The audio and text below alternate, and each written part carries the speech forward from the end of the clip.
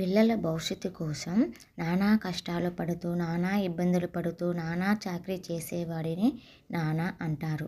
మధ్యతరగతి తండ్రి రెండింటికి భయపడతాడు. ఒకటి పెళ్ళాం ఏవండీ అని నోరు తెరిచినప్పుడు, 2 బయట స్కూలు తెరిచినప్పుడు. ఆయన శాలరీ మీడియం అయినా మనల్ని ఇంగ్లీష్ మీడియంలో వేస్తాడు. మనం లైఫ్లో డౌన్ఫాల్ అవ్వకూడదని ఆయన ఎయిర్ ఫాల్ తెచ్చుకుంటాడు.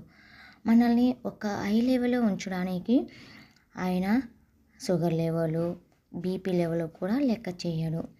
జనరల్గా మనం ఎండలోకి వెళితే చెమటలు పడతాయి.